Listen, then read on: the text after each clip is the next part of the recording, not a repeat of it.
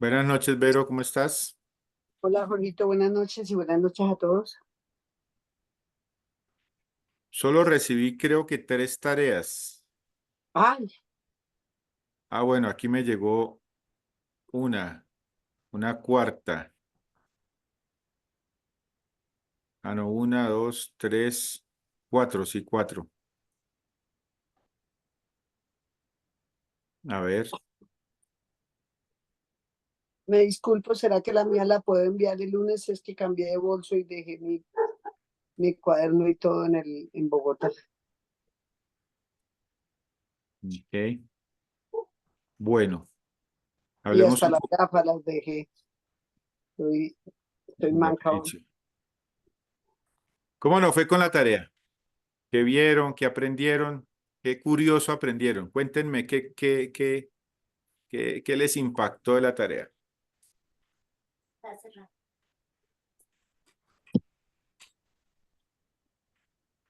Bueno, yo. Vero, Eh, Sigue. ok, entonces, bueno, mm, a mí me gustó mucho un detalle que encontré en Hebreos 11:32. Pues yo quise como mirar características de Sansón en cuanto a la personalidad y esas preguntas que hacía ahí en la lección, ¿verdad? Pero, o sea, me gustó mucho, especialmente un pasaje de Hebreos 11:32 que dice que Sansón tenía fe. Pues porque yo vi una actitud en Sansón como, pues dice que él era nazareo, sí, que era dedicado a Dios desde su nacimiento hasta su muerte. Y pues yo vi cositas en Sansón que como que no me cuadraba como mucho. Por ejemplo, eso de que fuera y estuviera con la mujer en Gaza, pues yo decía, "Ay, como que un nazareo, como que me ponía a luchar eso, ¿cierto? Como que un nazareo haciendo esas cosas, pues como que no sé, no me cuadraba mucho. Pero el pasaje de Hebreos dice que él tenía fe. Entonces digo, pues sí era nazareo, también de pronto pues tenía su pecado, pero finalmente como lo más importante, Sansón tenía fe. Y todo lo que vimos en la historia de la fuerza de Sansón siempre fue por el Espíritu de Dios. Entonces, digamos que personalmente fue como lo que más me impactó ver que Hebreos dijera que Sansón tenía fe, o sea que yo creo que Sansón tenía sus ojos puestos en el Señor a pesar pues de ciertas cosas. También pues me llamó la atención ver que él era nazareo y que se acercó a cadáveres, incluso él mató a mucha gente. Cosas así, o sea, esas cositas como que me llamaron mucho la atención. Y ok, pues como ver a detalle cada cosa, estudiarlo así, cosita por cosita, investigar, claro, eso lo lleva a uno a ver muchas cosas más que una simple lectura solamente leyendo. ok.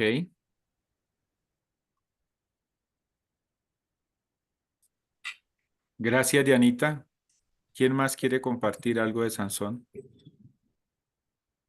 Bueno, cuando yo leí de Sansón, lo leía y lo leía y lo leía varias veces.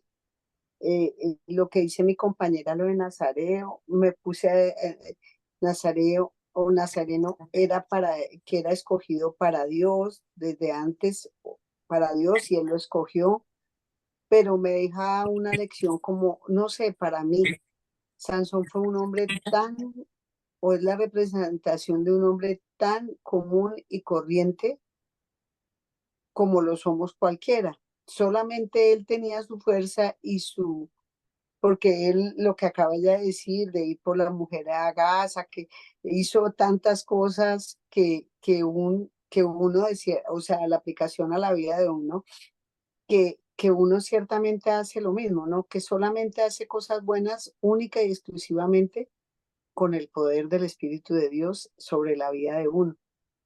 Porque él, ¿cómo es posible que él ya sabía a mí me causaba chiste o no sé, que él le decía a Dalila, ven, ¿cómo así que dónde está tu fuerza? No, que en tal cosa. Y él, le hacía y él se daba cuenta que era una trampa. Por segunda vez se daba cuenta que era una trampa.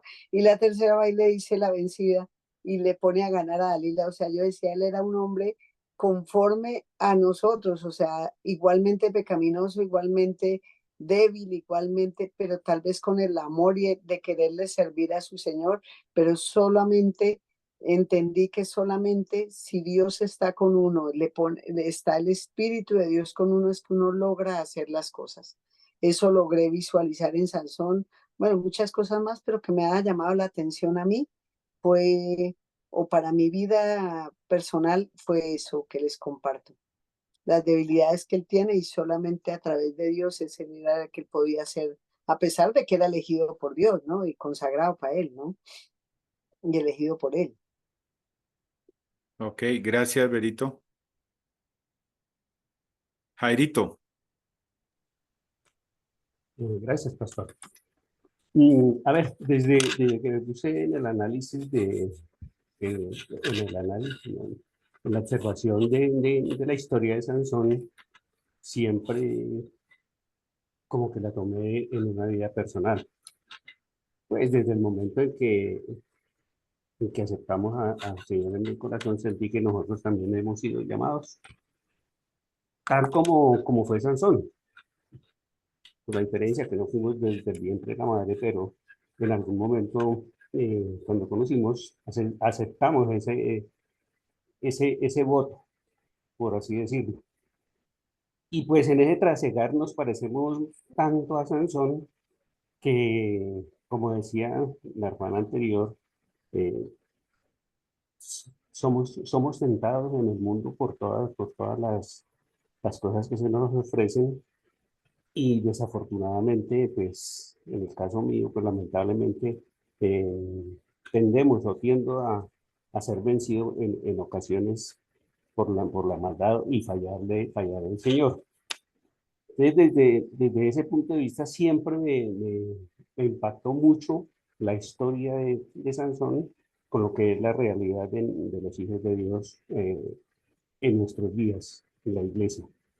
De tal manera que me uno también al concepto de mi hermana, donde dice que solo podemos ser fuertes cuando estamos al lado del Señor, cuando Cuando dependemos de Él y estamos atentos a sus instrucciones, es que solo podemos vencer las dificultades que nos, que nos hace el mundo.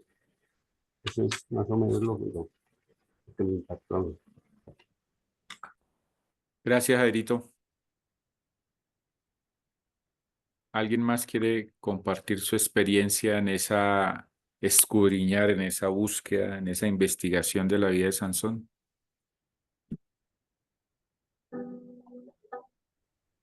Yo, Jorgito, eh, buenas noches. Sí, qué bonito ver la historia de este personaje. De verdad que para aplicar a mi vida escribí que solo la fortaleza, el poder y todo lo que él tenía, pues viene del Señor y que realmente también como humanos somos débiles y que toda nuestra fuerza, nuestra esperanza, siempre debemos tenerla en el Señor para que su Santo Espíritu esté con nosotros, porque todo lo que Él hacía realmente, eh, cuando vencía, cuando luchaba contra los filisteos y los vencía, y toda esa fuerza y todo eso desde antes de nacer, que ya estaba separado para Dios, pues solo era por el poder del Señor. Y también pues ver cómo somos débiles, ¿no? Humanamente somos débiles ante todas esas tentaciones y a pesar de que él era un hombre con tanta fuerza, eh, era débil ante las mujeres y fue realmente lo que lo llevó pues a, a perder esa fuerza y ese poder. eh, y también pues era el propósito del Señor, ¿no? Muy bonita la historia, me gustó mucho. Gracias. Ok, gracias, Esperancita.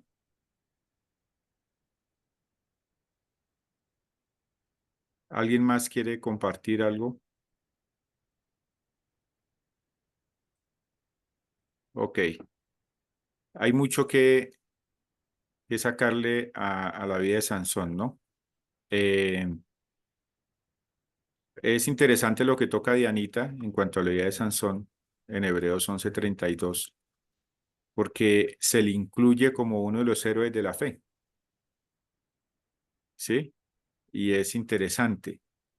Mira que algo que aprendo es que aún la personalidad, el pecado de Sansón, y no estoy justificando su pecado, porque pues la verdad, eh, si estudiamos a Sansón, honestamente hablando, fue un hombre que fue arrogante delante de Dios, fue un hombre que este, fue em, eh, demasiado,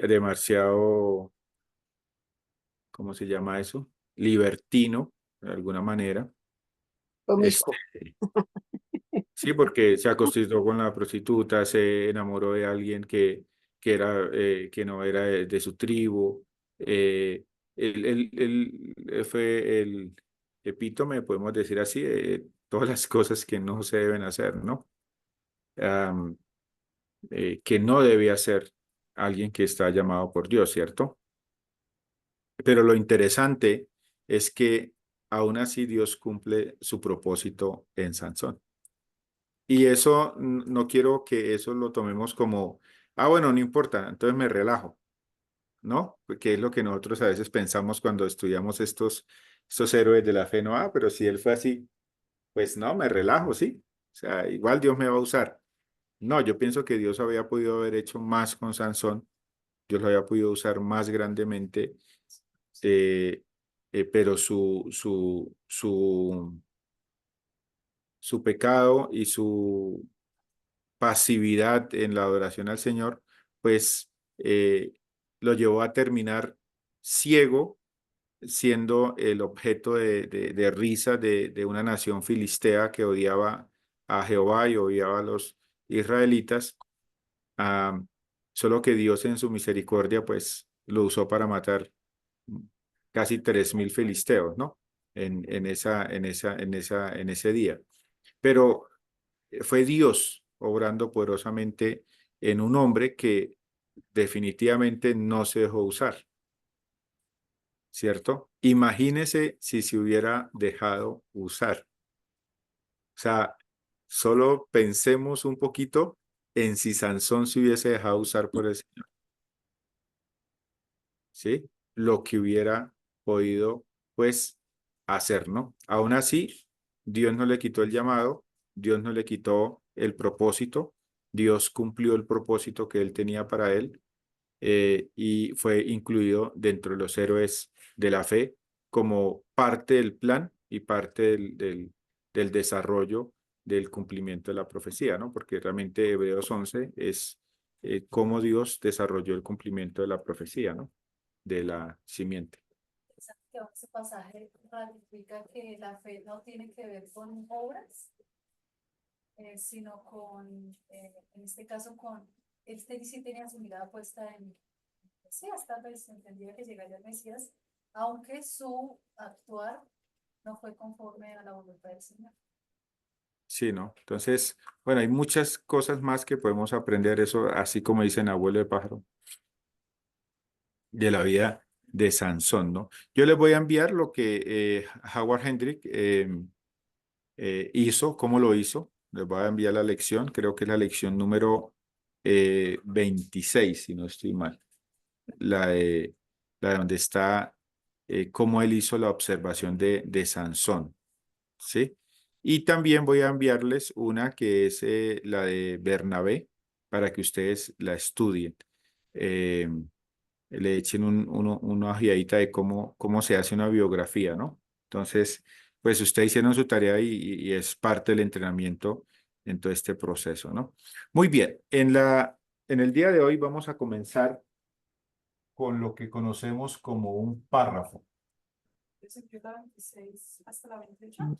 La 26, la 27 y la 28. Sí. Voy a escribir un poquito más grande. Vamos a trabajar con un párrafo,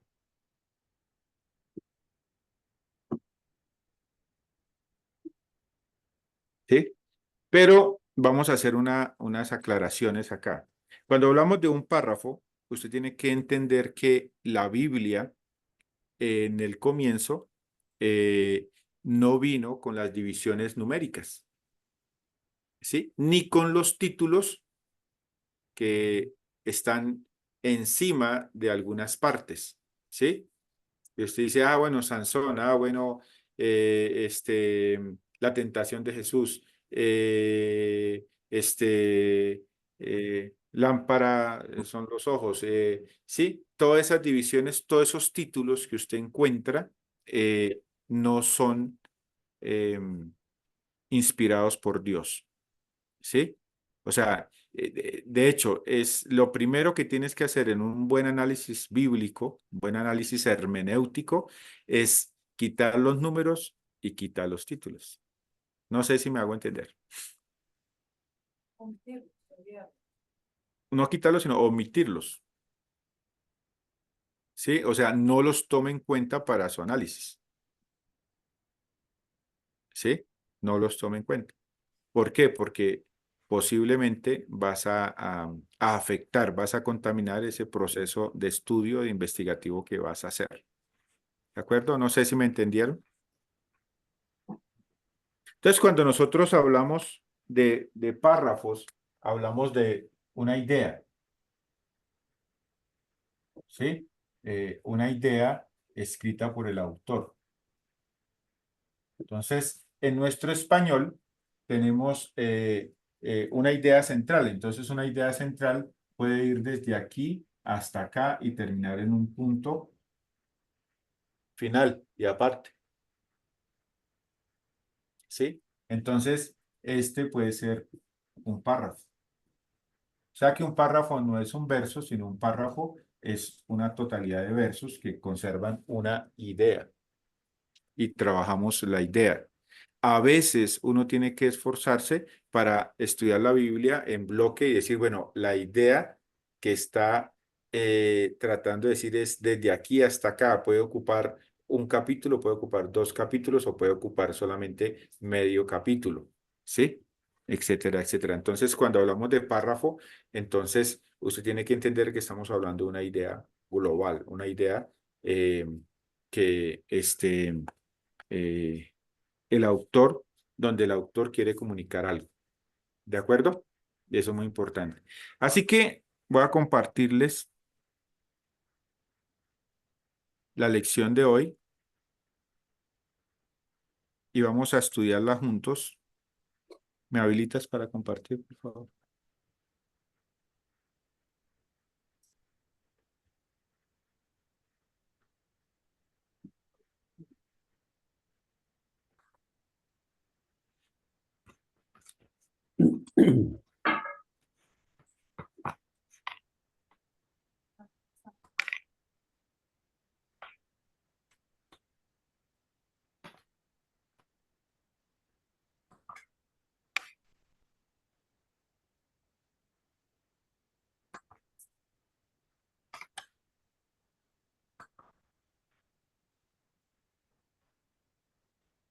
Bueno, ¿todos ven ahí la lección? Sí.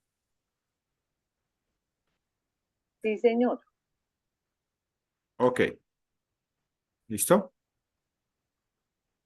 Dice ahí en el primer párrafo, en un punto aparte, dice, en todo caso, el párrafo representa un pensamiento completo. Es un grupo de frases y afirmaciones relacionadas que tratan un tema o idea central. Por esta razón, es ideal para un estudio de observación, ¿sí? Y después sigue diciendo lo que estamos hablando de los números como tal, ¿no?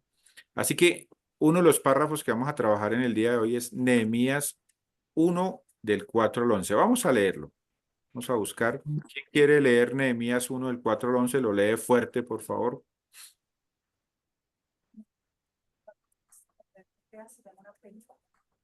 ¿Una qué? ¿Una perícope? ¿Quiénes dice que el nombre técnico para eso es perícope? ¿Para qué? Para un párrafo, para una idea global.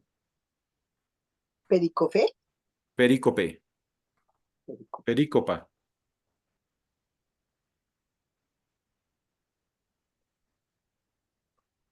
O sea, como cuando alguien está pidiendo perícopa. Mi compadre.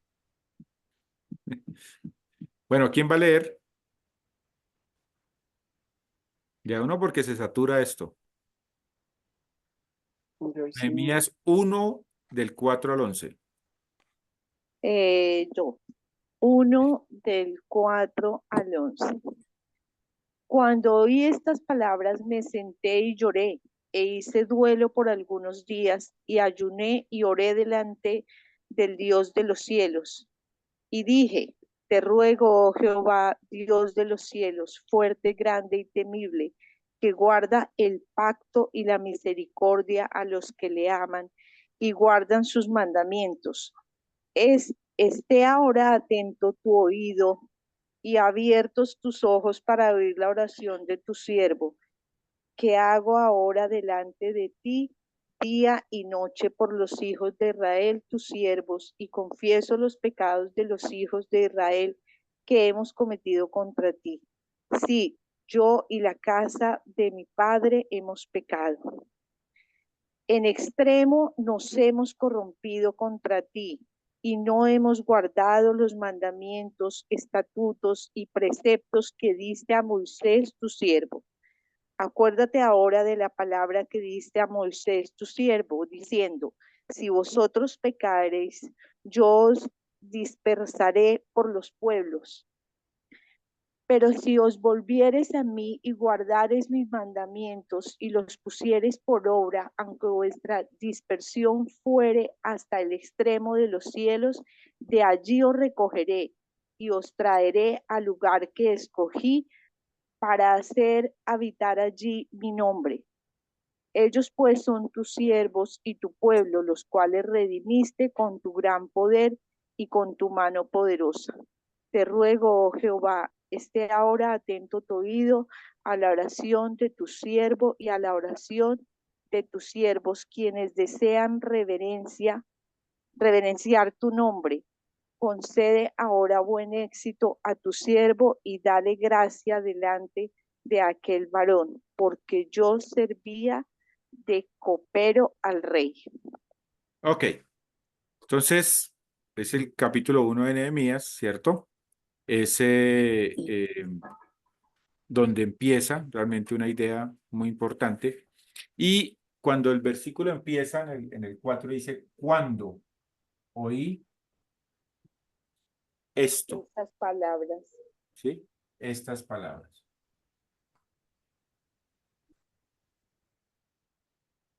Cuando oí estas palabras, ¿no? Entonces, automáticamente cuando estamos trabajando con una idea, pues obviamente nosotros ya entendemos que hay un contexto, antes, un contexto después, las palabras son importantes, comunican cosas, etcétera, etcétera, ¿cierto? Leer con propósito, aprendimos el cuándo. ¿Qué significa el cuándo? Entonces, ¿a dónde nos quiere llevar el cuándo? Entonces, el cuándo automáticamente nos va al verso número 1, ¿cierto? ¿Cuándo? ¿Sí? Entonces, ya cuando nosotros revisamos a Nehemías en el 4:1, volvemos atrás y dice, palabras de Nehemías, hijo de Alquías, aconteció en el mes de Kislu, en el año 20, estando yo en Susa, capital del reino, que vino Anami, uno de mis hermanos, con algunos de los varones de Judá, y les pregunté por los judíos que habían escapado, que habían quedado en la cautividad, y por Jerusalén. Y me dijeron, el remanente, los que quedaron de la cautividad allí en la provincia están en gran mal y afrenta, y el muro de Jerusalén derribado y sus puertas quemadas a fuego. Entonces, fíjense que cuando automáticamente me lleva al verso número 1 y me dice que en el mes de, a ver, El Kileu. Kisleu, en vez de Kisleu, automáticamente aquí yo pongo una interrogante. ¿Qué mes será ese? ¿Cierto? El tiempo, Año el año. 20. Ciudad Susa. ¿Año 20 de qué? Y estando en Susa.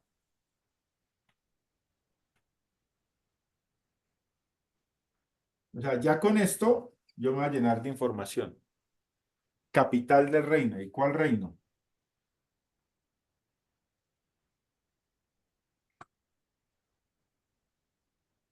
Entonces, mire la coherencia que hay. Todos estos términos que estamos colocando aquí, ¿a qué se están enfocando? Pastor está compartiendo la pantalla de la oración, no mandó el tablero. Ah, ya. Sí, el tablero está compartido también, ¿no?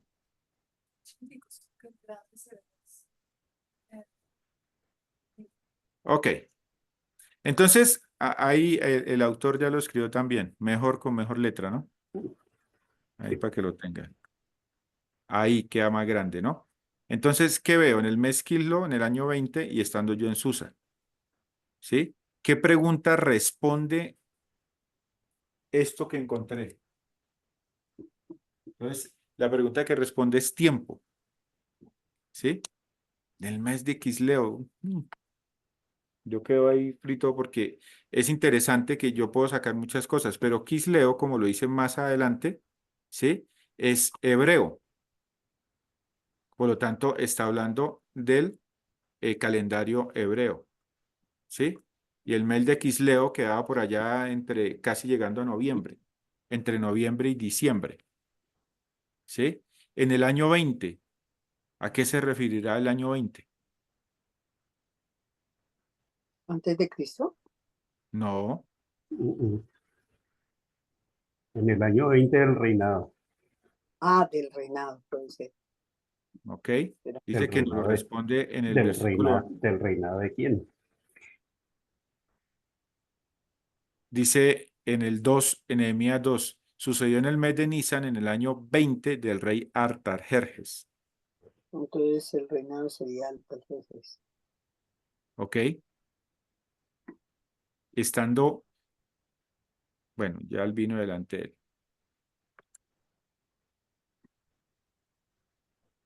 Entonces, el año 20, en el calendario eh, hebreo, quiere decir que Nehemías está escribiendo con la costumbre hebrea, pero estaba entre los medos y los persas, porque Artajerjes tiene que ver con los medos y los persas. Entonces, en el año 20 del reinado de Artajerjes.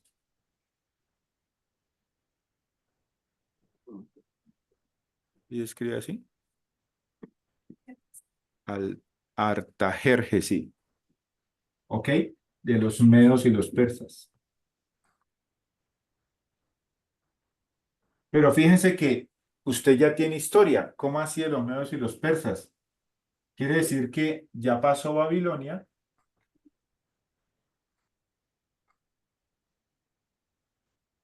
Bueno, ustedes no están viendo el tablero, ¿cierto? No, Era lo que señor. le estaba diciendo. Estamos mirando la página que tiene ahí. Ahí. Entonces, ya pasó Babilonia y ahora está, según la profecía, los medos y los persas. ¿Sí? O sea, que con Babilonia fue la deportación. Y los que pertenecían a la nobleza fueron llevados de Jerusalén a Susa, capital del reino, que todavía era válida, aún en los medos y los persas. Y dice que él estaba allá en el reinado 20 de Artajerjes y que era un judío fue un judío, lo cual indica el nivel de influencia que Nehemías tenía. Y no era cualquier judío. Al final del análisis, el autor dice que él era un copero.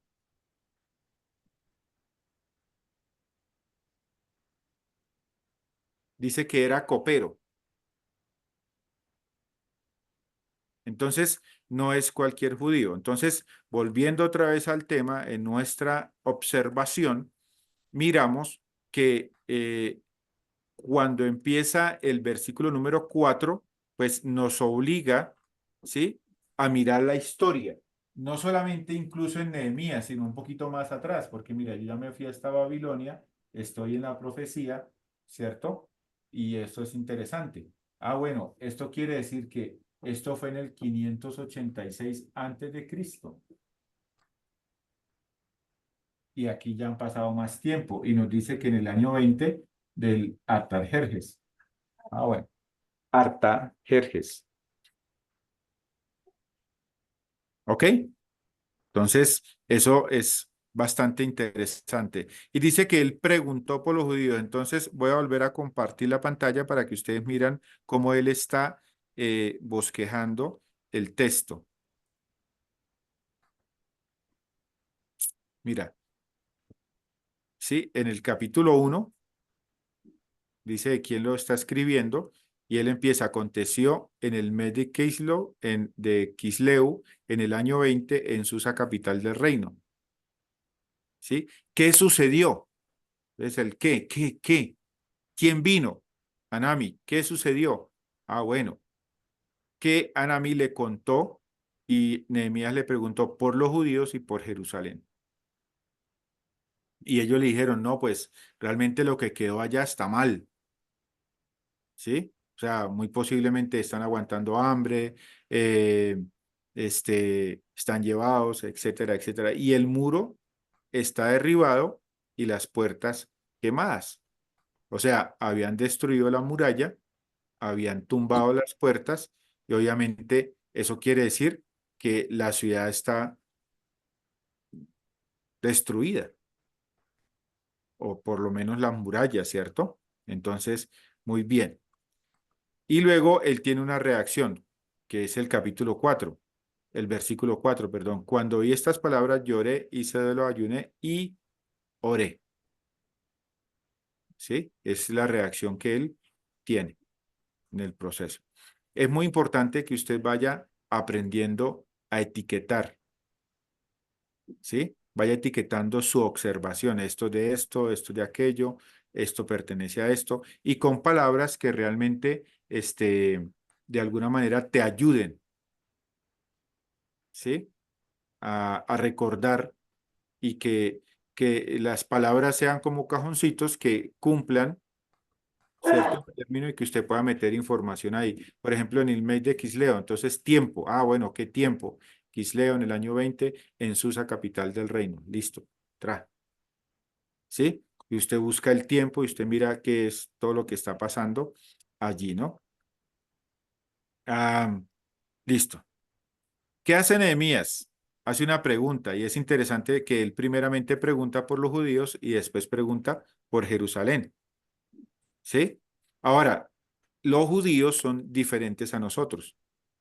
Para ellos, Jerusalén era muy importante, no era simplemente su hogar. Aunque él lo pone aquí que era su hogar, pero realmente nosotros hemos estudiado que Jerusalén no solamente el hogar de los judíos, para ellos representaba su lugar de adoración, representaba su identidad, ¿sí? Y representaban que cuando estaba destruido el lugar de adoración y destruida Jerusalén, es porque ellos estaban siendo desobedientes y rebeldes. Quiere decir que así como estaba la ciudad, así estaba la relación de Dios, de ellos con Dios. No sé si me hago entender. O sea, los muros destruidos, las puertas derribadas, eso era un vivo ejemplo de cómo estaba la relación de Dios con ellos. Porque Jerusalén representaba para ellos algo más que tan solamente su hogar, ¿no? Era la ciudad ícono para ellos, entre la relación de ellos y Dios, ¿cierto?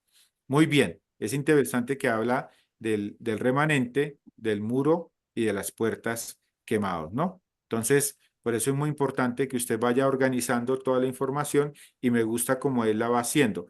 Él está haciendo, si usted mira, él está haciendo lo que se llama un análisis gramatical, ¿sí? Un análisis gramatical es que usted debe aprender a colocar eh, las ideas. Vamos a ver si puedo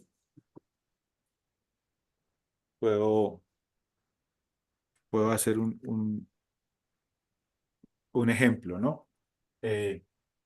Un análisis gramatical es por lo menos, es pues la fe, la certeza de lo que se espera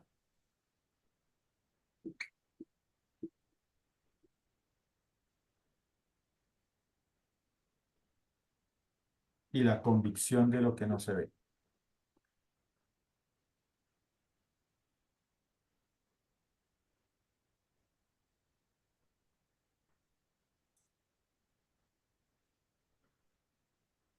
Entonces, un análisis gramatical es colocar el objeto, colocar la parte importante. Por ejemplo, aquí dice que es pues la fe. Entonces se deriva aquí la fe. ¿Y qué va a decir de la fe? No va a decir nada más aquí. O sea, nada más aquí por debajo va a tener prioridad. Porque este título quiere decir que está hablando, esto que sigue adelante, está hablando de la fe.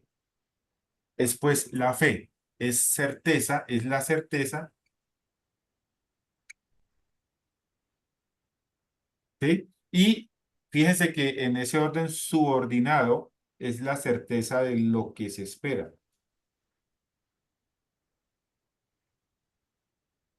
Entonces, esta subordinación me ayuda a mí a entender. Esto responde a certeza y todo junto responde a la fe, ¿cierto?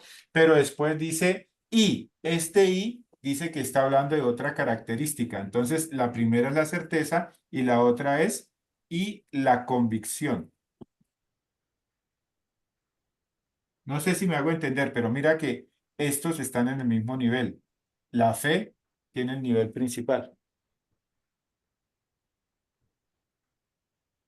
Y usted empieza a organizar de esta manera. Quiere decir que esta y esta son subordinadas de la fe, son características de la fe. Y la convicción de lo que no se ve.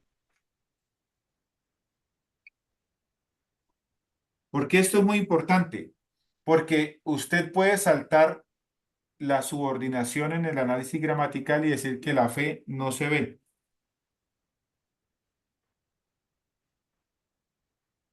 No sé si me hago entender. O sea, alguien lo lee y está ahí metido y y dice, ay, la fe no se ve. Ah, la fe no se ve. Entonces a alguien se le ocurre decir que no, que la fe no se ve, la tenemos que visualizar en la mente.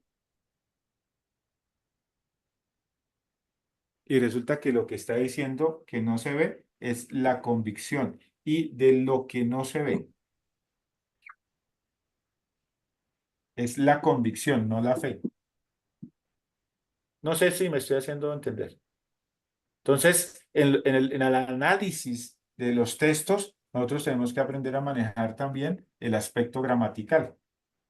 ¿Cuál es, qué término está subordinado a qué término? De la fe, la certeza y la convicción. ¿Sí? Si yo entiendo estas dos, entonces voy a tener un cuadro más amplio de lo que es la fe. Pero si usted quita este y este, ¿sí? Es la certeza de lo que se espera, ¿sí? No, la fe es lo que se espera. No, la fe no se ve. Entonces, la fe es ciega. No, eso no está diciendo. Está hablando de certeza y está hablando de convicción. Y si usted buscara un buen trabajo en el griego, la palabra certeza y la palabra convicción encontrará que es muy diferente de lo que usted imagina o piensa. ¿Cierto? Entonces, es muy importante que así como lo está haciendo él, usted aprenda realmente a manejar como esa organización gramatical de qué es lo que está diciendo. Aconteció. ¿Cuándo aconteció? ¿Sí? En el mes de Quisleo, en el año 20, Susa, capital del reino.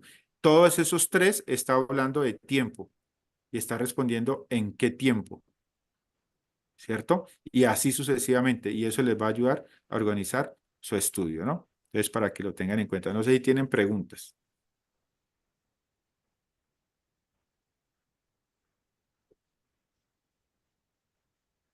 Entonces, Anani le da noticias a Nehemías. Voy a quitar esto de acá.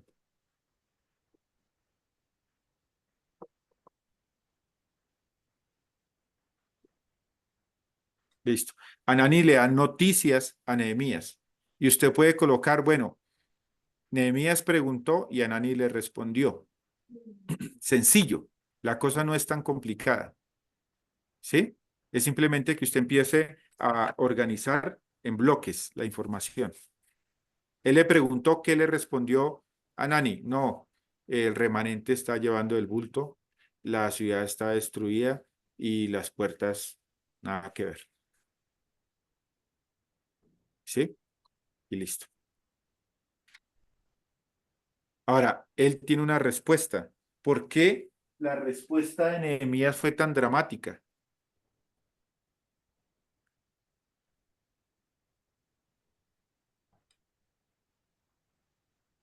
Entonces, ¿qué dijo? Yo a veces pregunto, bueno, yo sé que hay muchos libros que se han escrito a Nehemías, pero ¿por qué a Nehemías le sorprende la respuesta de Anani?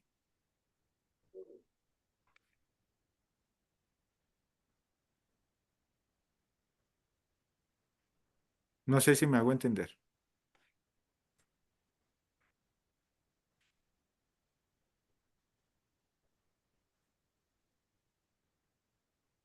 ¿Aló? Sí. ¿Por, por qué imagina usted que a Nehemías le sorprende la respuesta, o sea, le sorprende las noticias de Anani? Por eso dice, lloré, hice duelo, ayuné y oré. Eso es algo que lo tuvo que haber impactado, ¿cierto? Sí, ¿Por qué?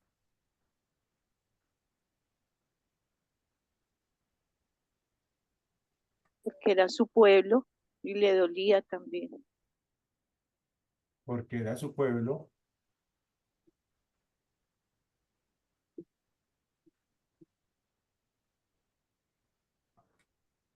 Le dolía. ¿Qué más?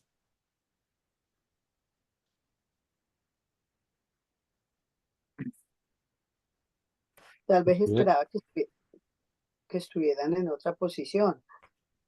O sea, o tal vez él entendía que si estaban así, su pueblo, y por eso el dolor era porque sabía que habían como desobedecido al Señor, no sé, por como estaban como desprotegidos.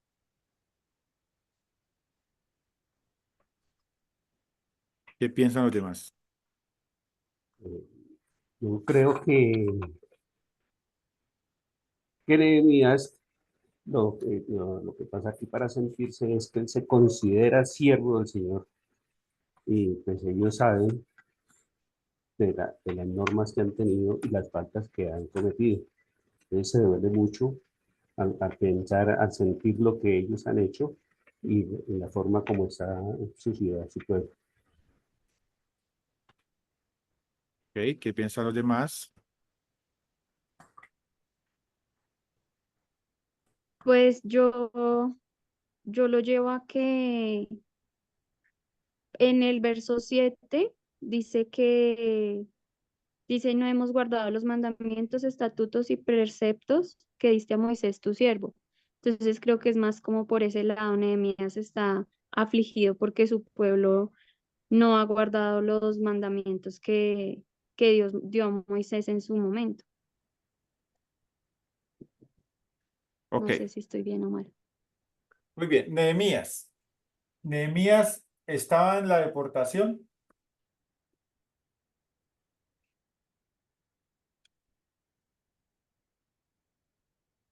¿Fue parte de la deportación?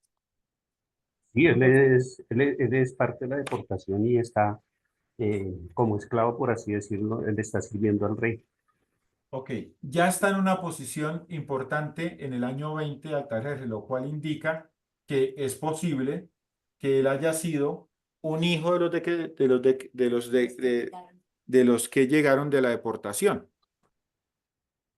¿sí? O él tenga sus años y haya sido uno de los que deportaron. Sea lo que sea, él estaba en Susa, pero él era judío y no estaba en Jerusalén.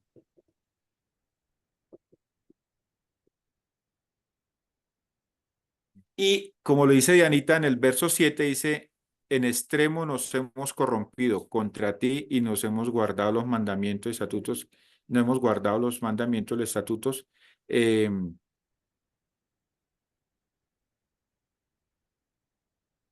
y preceptos que diste a Moisés. O sea, él recuerda. Entonces, usted tiene que aprender a leer un poquito qué pasa con las reacciones. Nehemías está teniendo un despertar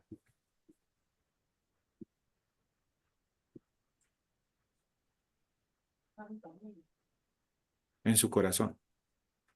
Él lo sabía porque, mire, él lo citó. ¿Qué significa que él lo sabía? Es posible que se le haya olvidado o es posible que sea un hijo, uno de los jóvenes y lo haya olvidado.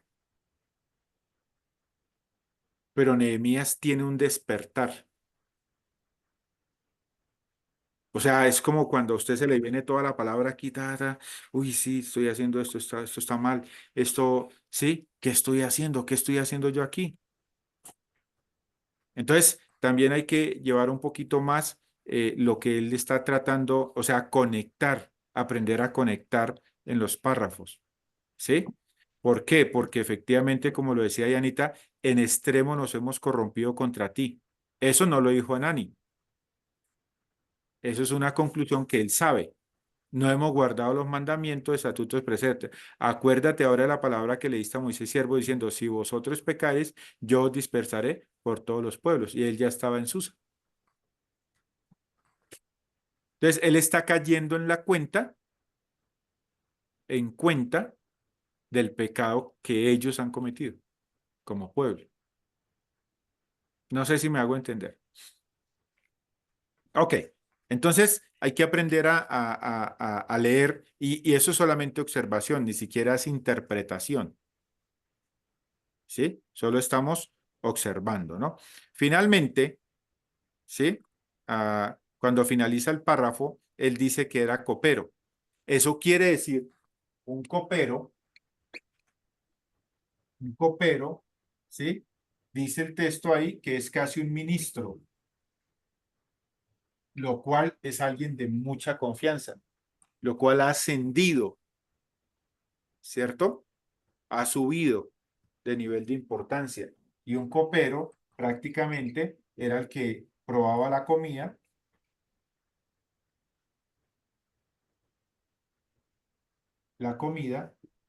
¿Usted está escribiendo? que le daban al rey. Entonces un copero era alguien que le daba la comida al rey o que probaba la comida. ¿Por qué? Porque en aquel entonces una de las formas sencillas de matar a un rey era a través del envenenado. Así que el copero era de mucha confianza. Era un sirviente, pero era de mucha confianza. ¿Sí? Pero era un sirviente o sea, su trabajo ahí lo hacía porque quería hacerlo, tenía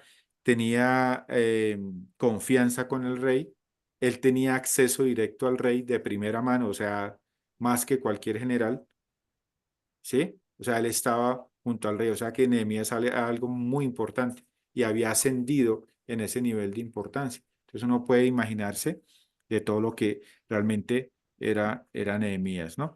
Entonces, abuelo de pájaro, uno puede analizar un texto como el de Nehemías 4, 1 del 4 al 11, ¿sí? Y aprender a buscar información. Uno busca información, usted busca información, ¿sí? Usted busca información. Claro, después usted lo tiene que conectar. ¿sí? Y lo va conectando en el proceso, ¿no? Entonces, me gusta lo que él hace al final. Voy a compartirles otra vez la pantalla.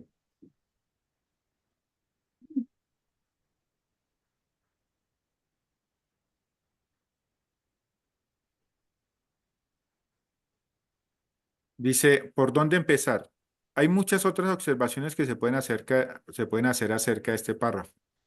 De hecho, este libro es uno de los más fascinantes que he leído en la palabra de Dios. Sin embargo, yo no empecé viendo las cosas en el texto como las veo ahora. Lejos de eso. No mucho después de llegar a ser un creyente, alguien me animó diciendo, ya que estás en la fe, debes estar también en la palabra. Maravilloso, respondí. ¿Por dónde comienzo? Cualquier parte, hermano. Todo es provechoso, todo le sirve. ¿Sí? Así que fui a mi casa, tomé la Biblia y abrí el libro de Ezequiel. Y en la mitad del pasaje hablaba de las 4 ruedas. Ezequiel 1, del 15 al 21. Luché con ese pasaje por un rato hasta que pensé, este pasaje tiene que ser una excepción. Por esto es difícil buscar algo, perdón, por eso decidí buscar algo en el otro extremo de la Biblia, en Apocalipsis, y llegó a las copas de la ira, que finalmente lo confundieron. Me da pena decirlo, pero por un año entero cerré mi Biblia. Estaba convencido de que lo que me habían dicho los sacerdotes católicos, perdón, estaba convencido de lo que me habían dicho los sacerdotes católicos, que necesitaba un lechero profesional para suministrar la leche de su palabra. ¿Sí? Entonces, eso es algo muy interesante. Por la gracia de Dios, alguien llegó y me preguntó, Hendris, ¿estás estudiando la Biblia? A decir verdad, no, le dije. ¿Y por qué? Mi respuesta fue sin rodeos. No sé cómo hacerlo. No tengo idea por dónde empezar. Ahora tú sabes infinitamente más de lo que yo sabía cuando empecé a estudiar la palabra de Dios por mí mismo. Has aprendido de cómo observar el texto, ahora un párrafo. También has descubierto que tienes que aprender a leer mejor y vimos las otras clases aprender a leer, ¿cierto? Más rápido, como si fuera la primera vez, como si fuera una carta de amor. Has sido expuesto a las 10 estrategias que garantizo que te harán un lector de primera clase en la Biblia. Pero tienes que aprender no solamente a leer, sino también a buscar. Y eso me llamó la atención. Usted tiene que aprender no solamente a leer, sino también a aprender a buscar. Y el que busca, Encuentro. ¿sí o no? El que busca, encuentra. Y con Dios, eso es más apasionante todavía. Porque si usted busca, encuentra. ¿Sí? Es como si Dios tuviese un cuchuado ahí esperando a ver quién busca, pero pocos buscamos. ¿Sí? En las próximas lecciones te daré 6 pistas que te ayudarán a abrir aún más el texto bíblico. Muy bien, viene el hazlo tú. Ahora ustedes van a hacer ese mismo análisis que hicimos con Nehemías, con Tito, capítulo 1, versículo 5 al 9.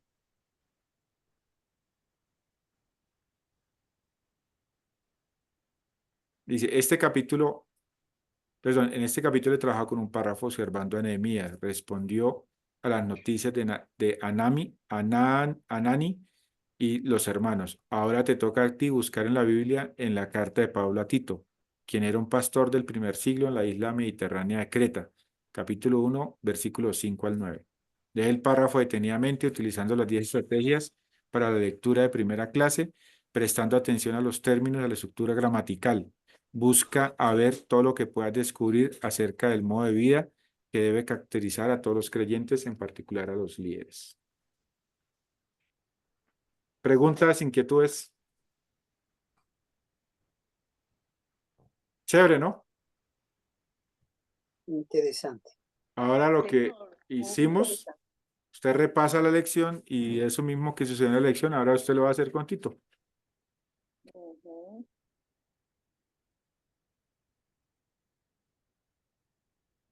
Inquietudes, preguntas.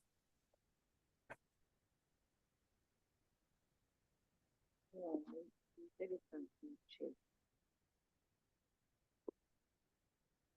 Bueno, Dios les bendiga. Gracias por... Gracias. Saquen tiempito, todos los días un Gracias. poquito, por favor. Y verá que hacen la Muchas tarea con gusto. Chao, bendiciones. Gracias, pastor. Buenas Gracias noches. a todos. Chao, Gracias. Fito, buenas noches. Hasta luego, que estén bien. Bendiciones. Gracias. Chao, Ángela. Chao, gracias. Chao, Fito. Pastor, gracias. Bendiciones. Chao, Alecito. Chao, Berito. Chao, Fito, que Dios lo guarde. Ok.